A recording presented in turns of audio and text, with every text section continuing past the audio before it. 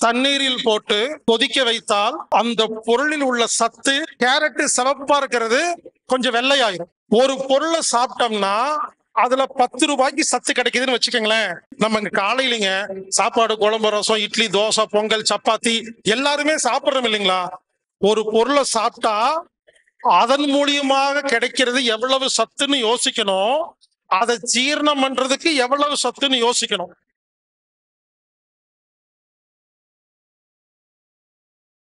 நண்பர்களே, இப்பொழுது நாம் சூப் தெரப்பி அப்படின்னு ஒரு தெரப்பி பார்க்க போறோங்க.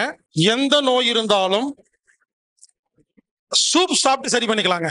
தண்ணீரில் போட்டு கொதிக்க வைத்தால் அந்த பொருளில் உள்ள சத்து தண்ணீருக்கு வந்துவிடும். இதான் கான்செப்டுங்க.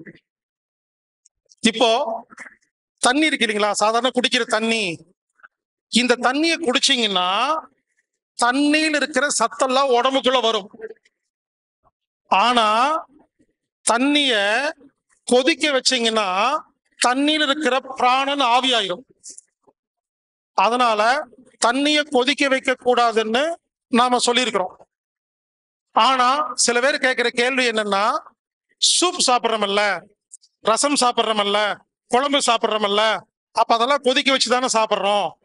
அப்ப நீங்க சொல்றது கொதிக்க வச்சு சாப்பிடக்கூடாதுன்னு சொல்லியிருக்கீங்க, இது எப்படி கரெக்டுன்னு சில பேர் கேட்டிருக்கிறாங்க. நான் என்ன சொல்ல வரேன்னா, தயவு செய்து புரிஞ்சுக்குங்க. ஒரு பொருளை தண்ணீரில் போட்டு கொதிக்க வைத்தால் அந்த பொருளில் உள்ள சத்து தண்ணீருக்கு வந்து விடுகிறது. அந்த பொருளில் சத்து இல்லாமல் போய்விடுகிறது. இப்போ ஒரு கேரட்டை தண்ணியில போட்டு அடுப்புல வச்சு சிம்ல வச்சு ஒரு 20 நிமிஷம் வைங்க. கேரட் சிவப்பா இருக்கிறது கொஞ்சம் வெள்ளையாயிரும். நீங்க ரோஜா பூவை தண்ணியில போட்டு கொதிக்க வைங்க, ரோஜா பூ வெள்ளையா மாறிடும். ஏன்னு கேட்டீங்கன்னா அந்த பொருளில் உள்ள சத்து பொருள்கள் தண்ணீருக்கு வந்து விடுகிறது. இப்போ அந்த பொருளை சாப்பிடாம தண்ணியை மட்டும் குடிச்சீங்கன்னா நமக்கு அதிக சத்து கிடைக்கும். அந்த பொருளை சாப்பிடக்கூடாது. இதாங்க தத்துவம். இப்போ முருங்காய் குழம்பு இருக்கு இல்லைங்களா, முருங்காய் குழம்பு, வெண்டைக்காய் இல்ல கத்திரிக்காய் குழம்பு வச்சு சாப்பிட்றோம் இல்லைங்களா.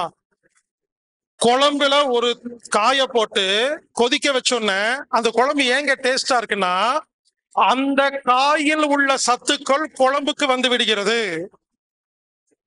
இப்போ அந்த முருங்கைக்காய் இருக்கு இல்லைங்களா, அதுல சத்து குறைஞ்சிருக்கும். கான்செப்ட் புரிஞ்சுக்குங்க. உங்களுக்கு வேற மாதிரி சொல்றேன். ஒரு பொருளை சாப்பிட்டோம்னா அதுல 10 ரூபாய்க்கு சத்து கிடைக்குதுன்னு வச்சுக்கோங்களேன். அந்த பொருளை ஜீரணம் பண்றதுக்கு ஒரு சத்து செலவாகும் இல்லைங்களா, அது 8 ரூபாய்க்கு செலவாயிட்டா நமக்கு எவ்வளவு லாபங்க? 2 ரூபாய்.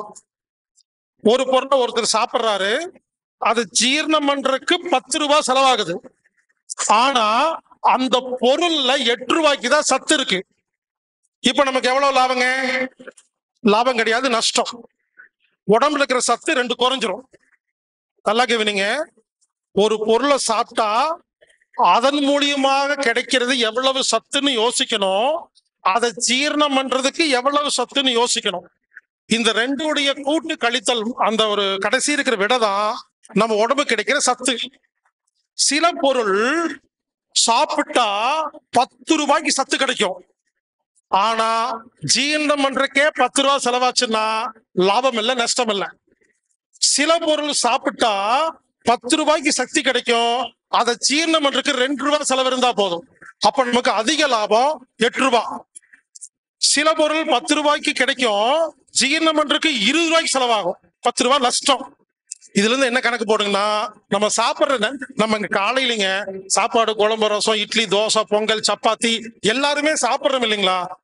ஆனா ஏங்க நல்லா இல்லைன்னா, சாப்பிட்ற பொருளை விட ஜீரணம் பண்றதுக்கு அதிக செலவாகிறதுனாலதான் நாம நிறைய சாப்பிட்டும் நல்லா இல்ல அப்படிங்கிறத கண்டுபிடிச்சு சூப் தெரப்பின்னு புதுசா ஒரு கான்செப்ட நான் உங்களுக்கு அறிமுகப்படுத்துறேங்க. இது எப்படின்னா, கொஞ்சம் நம்ம சாப்பிட்ற சாப்பாடு இருக்கிற சத்து பொருள் ஜீரணம் பண்றதுக்கு எந்த பொருள் கொஞ்சமா ஜீரண சக்தி செலவு பண்ணி அதிக லாபம் எடுக்குதோ அதை சாப்பிட்டால் நோயாளிகளுக்கு சீக்கிரமாக நோய் குணமாகிறது. தாங்க தத்துவம். அதுக்கு என்ன செய்யணும்னா ரொம்ப சிம்பிள். நல்லா கவனிங்க, இந்த கான்செப்ட் திரும்ப திரும்ப சொல்றேன். ஏலக்காவை தண்ணியில போட்டு அடுப்புல லோ சிம்ல குறைஞ்ச வெப்பநிலையில ஒரு டம்ளர் தண்ணி ஊத்தி 4 ஏலக்காவை போட்டு 20 நிமிஷம் அடுப்புல வைங்க. கம்மி வெப்பத்துல மூடி வச்சிருங்க. 20 நிமிஷம் கழிச்சு அந்த ஏலக்காவை சாப்பிடாதீங்க, தண்ணிய மட்டும் குடிச்சீங்கன்னா உங்களுக்கு 95% சத்து கிடைக்குது. அந்த தண்ணி குடிச்சிட்டு அந்த ஏலக்காவை சாப்பிட்டீங்கன்னா அந்த ஏலக்காவை ஜீரணம் பண்றதுக்கு 70 ரூபாய் செலவாயிருது. இதாங்க கான்செப்ட். அப்போ ஹோட்டல்ல என்ன பண்றாங்கன்னா முட்டைக்கோச தண்ணியில போட்டு நல்ல பெரிய அடுப்புல கொதிக்க வச்சு தண்ணி எல்லாம் கீழே ஊத்திட்டு உணவின் அடிப்படை அறிவில்லாமல் அந்த முட்டைக்கோசுல உருவான சூப் இருக்குல்ல, அதான் சத்து. அத குப்பையில கொட்டிட்டு சத்து இல்லாத முட்டைக்கோச வானிலையில போட்டு பெரட்டி உங்களுக்கு ஹோட்டல்ல கொண்டு வந்து கொடுக்கறனாலதான் ஹோட்டல்ல சாப்பிட்டோன்னே சாப்பிடும் போது நல்லா இருக்கு, அரை மணி நேரம் கழிச்சு உடம்புல தெம்பே இல்லை. ஏன்னா அந்த முட்டைக்கோச ஜீரணம் பண்றதுக்கு நம்ம உடம்புல சேமிக்கப்பட்ட சத்து செலவாயிருது. உங்களுக்கு புரியுற மாதிரி இன்னும் எளிமையா சொல்லணும்னா, பிரியாணியில பீஸ சாப்பிடாம குஸ்கா மட்டும் சாப்பிட்டா சக்தி அதிகம். இப்பதான் புரிஞ்சிருக்கும். ஆனா இதை முதல்ல சொல்ல வேண்டியதானே நீங்க.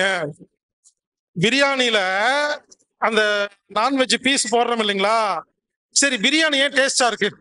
செல்ஃப் ஹீலிங் 6-in-1 பேக் அப்படிங்கிற பேர்ல ஒரு பென் டிரைவ் நாம ரெடி பண்ணியிருக்கிறோங்க. நீங்கள் வீட்டிலிருந்து பென் டிரைவ் மூலமாக கற்றுக்கொள்வதற்கு ஒரு வாய்ப்பு ஏற்படுத்தி இருக்கிறாங்க. இது 64 GB இருக்குங்க. அதுல 1 அக்குபஞ்சர் 40 மணி நேரம், 2 மலர் மருந்துகள் 8 மணி நேரம், 3 பிராணா மற்றும் முத்ரா 10 மணி நேரம், 4 தந்திரா 1 15 மணி நேரம், 5 தந்திரா 2 21 மணி நேரம், 6 அஸ்ட்ராலஜி 12 மணி நேரம். இந்த மொத்தத்தையும் ஒரே பென்டிரைவில் தேவைப்படும் நண்பர்கள் வாங்கி பயன்பெறுங்கள். இந்த பென்டிரைவை நீங்க வாங்குறதுல என்ன சிறப்புன்னு கேட்டீங்கன்னா, பல வகுப்புகள் ரொம்ப காஸ்ட்லியா செலவு ஜாஸ்தியா இருக்கு. இங்க குறைந்த விலையில் உங்களுக்கு இந்த கோர்ஸ் கொடுக்கப்படுகிறது. 5000 ரூபாயில உங்களுக்கு முழு விஷயங்கள் கிடைச்சிடும். எல்லா கேள்விகளுக்கும் பதில் இருக்கிறது. எனவே இதை வாங்கி நீங்கள் பயன்பெறுங்கள்.